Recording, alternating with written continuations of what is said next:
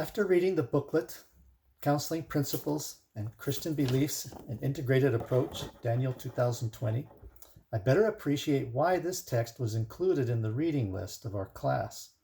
In it, the author stresses that there are apparent standards, values, and ethics of the mental health counseling profession today that might seem to be incompatible with the values, attitudes, beliefs, and behaviors of some Christian counselors and counselors in training.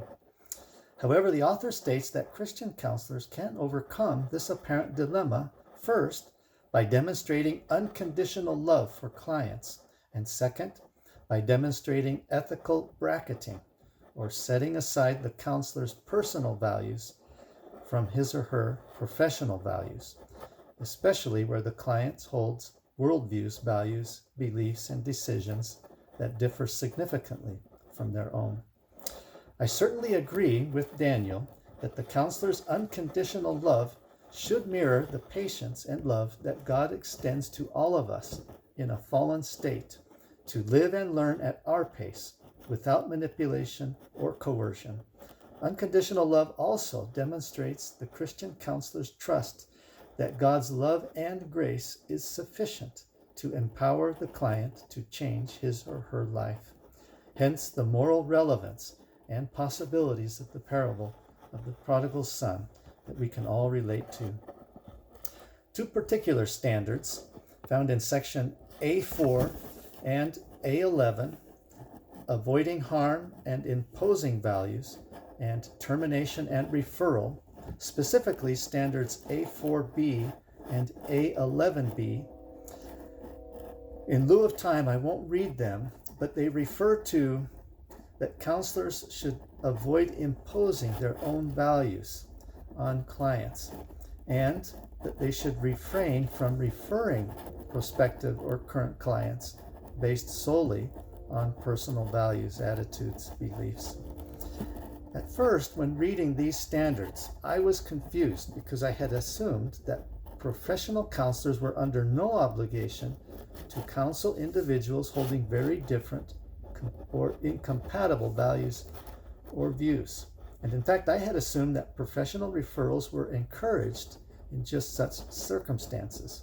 But after reading chapter 3 in our text, Remley and Herleili, 2020, and Daniel, 2020, I understood that referrals cannot be made on the basis of personal values, because that would be discriminatory. But rather, referrals were only to be made on the basis of incompetency. One of my objectives in training to become a mental health counselor was to help Christian youth. However, now I realize that my training to become a competent mental health counselor requires a much broader training as a Christian counselor to prepare myself to counsel a wide range of diverse clients. This newfound realization won't pose a particularly difficult transition for me. For many years, I have served others in multiple capacities and positions. My lifelong service, I have gained invaluable experiences working with diverse groups of people in many different places around the world to help them overcome different challenges in their lives.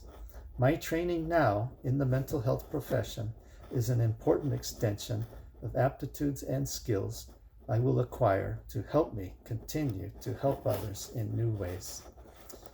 After reading and comparing Daniel 2020 and ACA Code of Ethics 2014, there are no obvious counseling professional values or standards that remain in conflict with my personal values and beliefs. Of note, the preamble to the Code of Ethics enumerates 5 core professional values of the mental health counseling profession. I readily support all 5 professional values, but question whether the original meaning of the 3rd core value, promoting social justice, as defined in 2014, still holds the same understanding for counseling today. The definition found in the glossary of terms, in actuality, advocates for a broad, far-reaching scope and scale of promotion of social justice.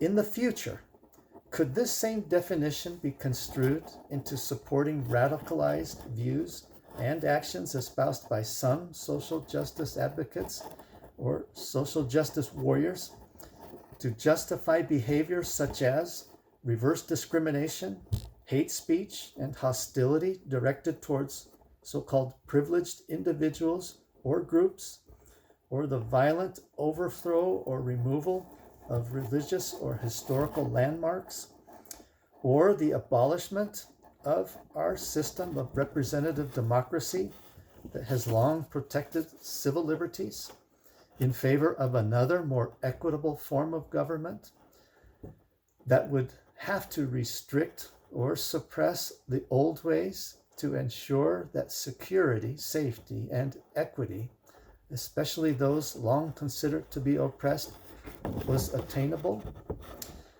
As a Christian counselor in training, I recognize the clarion call and injunction of the Master Healer to reciprocate and respond to oppression and discrimination, not with hate and hostility, but with genuine love and enduring compassion, true love for God, and sincere love and compassion for our fellow man.